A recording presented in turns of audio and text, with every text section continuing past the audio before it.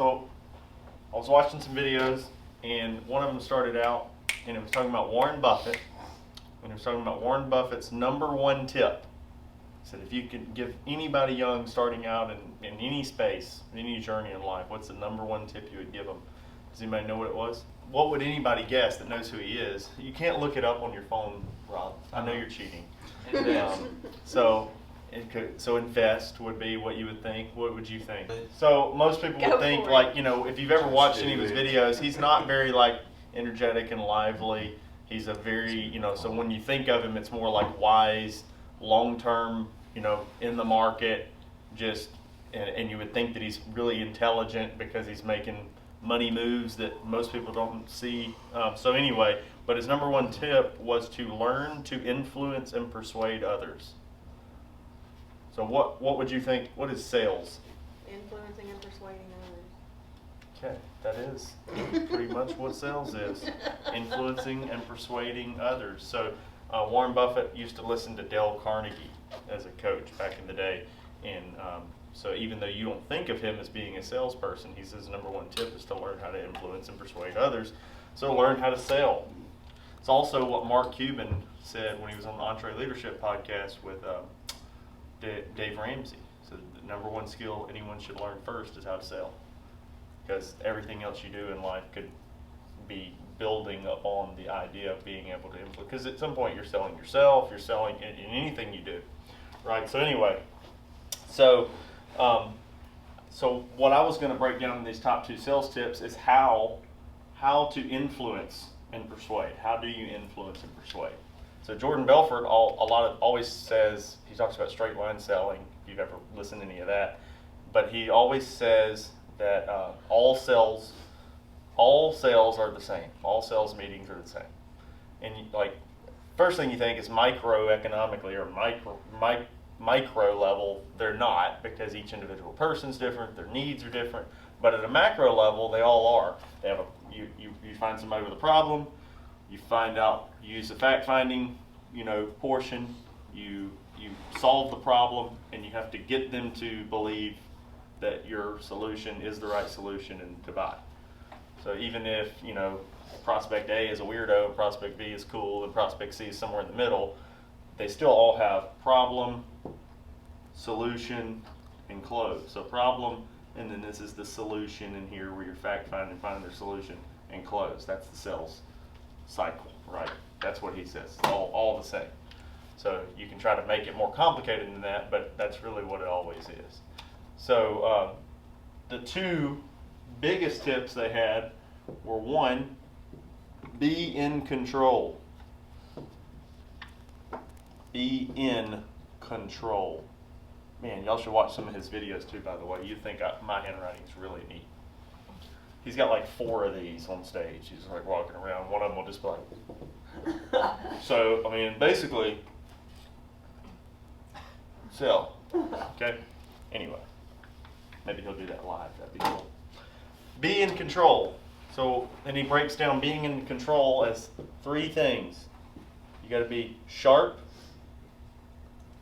So sharp can be witty or to look good, look polished, look like, look sharp.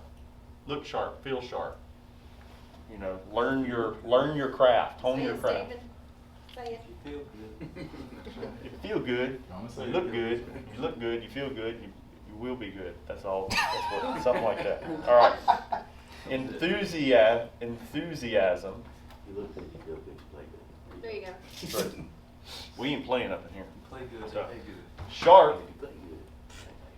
If you're sharp, which is mostly mental, but a lot of it is also in your presentation of who you are, your posture, all that kind of stuff. Enthusiasm, and he talks about not being like just goofy enthusiastic. Woo, I'm enthusiastic. Then you just look like an imbecile. But he calls it bottled enthusiasm. So just being excited to be there, but harnessing it in a way that keeps you upbeat, but not to the point of lunacy where you look like an idiot. All right, and be the expert. Now, with being the expert, what he's talking about a lot of times is knowing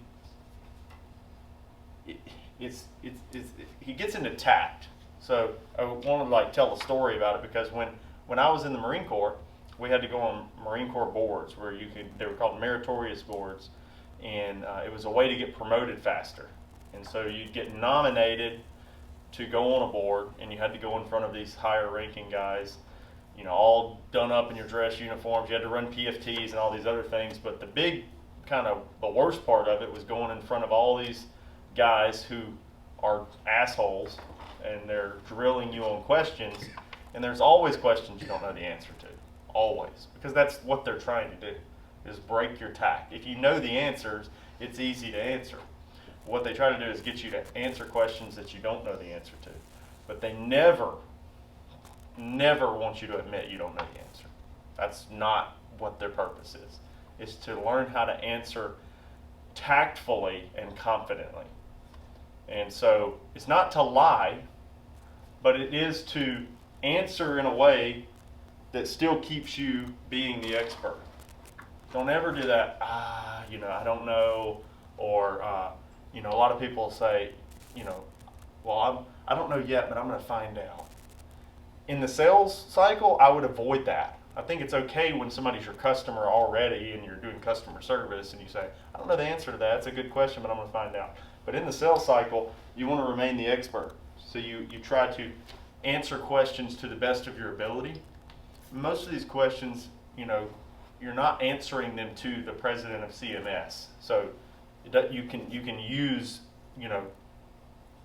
mid-level or common sense answers to work around it and get back to that straight line that leads you to the close. You don't want to sit there and focus so heavily on one detail that it makes you look like you don't know what you're talking about. Because in that presentation, when you're heading towards the close, the moment you start focusing on one thing and really emphasizing the fact that you don't know the answer to that, you starting to look less and less like the expert. Because they're not thinking, well, he knows everything else, he just doesn't know this one thing. If that's the one question they ask and you don't know the answer to it and you're like, I don't know that, to them they say, well, what the hell do you know? Because they didn't ask you 100 questions probably. Who's been asked 100 questions in a sales meeting? But, you might get asked 5 questions, and, when you do 100 meetings, that's 500 questions. Eventually one of those questions you're not going to know the answer to. And you can find out. But you can tactfully answer it to get you through the sale, and then come back at the end and button it up, look it up, make sure you were right, make sure you didn't say anything wrong, call them back if you did, and button it up. That's what I would call buttoning it up. In like some of the call centers, they have people that button up sales. They're not the salespeople. They're the people that, do all the back end stuff to make sure all the details are worked out. But the salesperson gets them to the close. Now, in what we do, we try to button up our own stuff, but you can do it once we have gotten them to the close, right? So the number 2 portion here is transfer certainty, which is also another definition of sales in itself. Sales is the transference of certainty. So if you were looking at sales tip number 2, if you look at being in control, I'm in control of this conversation.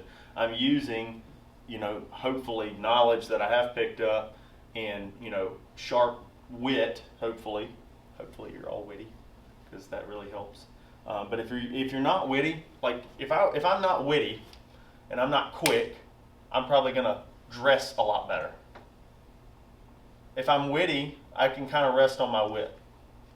I've always been the guy, I don't like dressing up a lot.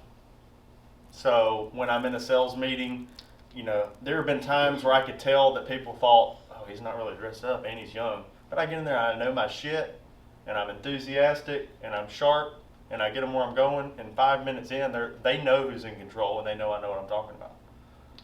Do I know the answer to every question? No. But I know enough to where they know I'm in control of it. So if you're not super sharp, some of you think you're sharper than you are, probably. You probably should dress the part better. I think that's why a lot of these big companies or captive companies like Modern Woodman make people dress really sharp, because they know they're not always recruiting the smartest people. But if they dress really sharp, anyway. So I'm not saying I really promote that. Like you have to dress a certain way. I'm not a big advocate of it. But be self-aware and know who you are and know if you need to look more polished to offset your lack of knowledge in the beginning. Think about it. Okay? Enthusiasm is something we can all control. Whether you're smart or dress sharp or whatever, it doesn't matter. We can all be happy to be where we're at, right? And we can all answer like we're an expert. Now, if you do this and this, so if you answer like you're the expert with enthusiasm, it comes across as sharp typically. But this transference of certainty really comes from doing all of those things. That transferring certainty. But if you keep that in mind as your a sales principle the whole time, that as questions arise and you're going over things, you want to avoid diving off into topics that aren't accomplishing the task of transferring the certainty that the solution you've come up with is the best solution for their problem. Okay, so transfer certainty, and I think that's a big part of what we were doing in the Marine Corps, like in those boards. Like they knew the right answer to those questions. I mean, they'd ask you stuff like, one time they asked me like what all the contour grid line colors were on maps, and it has nothing to do with the job that I did, and I just started making shit up. So I'm not telling you to make stuff up in a Medicare presentation, but there's a way to divulge around a question. And if you're in front of your computer, you can be like, we get asked that all the time, and and you can start Googling part of it if you want to pull it up. So, but there's a way to answer that keeps you being the expert. I think too many people want to be like, oh, let me get you the perfect answer to that. But if they asked you 5 questions or 3 questions and you didn't know one of them, they think if they ask you 3 questions, you didn't know one of them, that means a third of Medicare you don't understand to them in their head. You know what I mean? Because they only asked you 3. 9 times out of 10, you're going to know everything they asked you because they're asking pretty elementary or mundane questions. All right, so I'm going to go on to my bonus tip. Okay. So this is actually Jordan Belfort said this. The number one difference in wealthy and poor people was the wealthy people act in the face of fear. Poor people run away in the face of fear. So he's talking about courage. But the bonus tip is actually a little more psychological. He was talking about mirroring your client or prospect, mirroring their tonality and posture. So this one was a little more interesting to me because I think it's something everyone can practice. People have different posture when they come in. So like say somebody crosses their legs, maybe you sit back and cross your legs a little bit after they do it. If somebody comes in and they're doing this like Rob does, maybe you sit back and do it and talk to them for a little bit. He was talking about the psychology of doing that puts people at ease. When they look at you and see a self-reflection, it makes them feel like they're sitting with someone who's their equal, or their parallel. And another way he was talking about it was on the phone even, the tonality that someone else has, you would mirror it to a certain extent. Now, I'm not talking about on a cold call when somebody's like, blah, blah, blah, and you're like, well, blah, blah, blah, back. But as the call is going, or as someone calls in, or as it's a real sales call, and you're actually talking to somebody past the point of you made it a lead, you want to, if somebody is really mundane, you don't want to be high-pitched energetic. You're going to be like, you're going to put them off on it. You might want to be slightly more enthusiastic than they are because you want to keep that enthusiastic approach, but you don't want to be so unmatched in your tone or posture with people that you put them not at ease. And he was talking about if you were walking around a car lot selling cars and you're just kind of walking around like this and somebody comes in and they're like doing this right here, you're immediately like put off guard, like what the hell is this guy doing? The movement is so different. But if somebody comes in and they're also acting the same way, you're much more comfortable. You just think about it. And it was talking about, for me, because that doesn't come second nature to me, I don't think, like especially the physical movements that people make.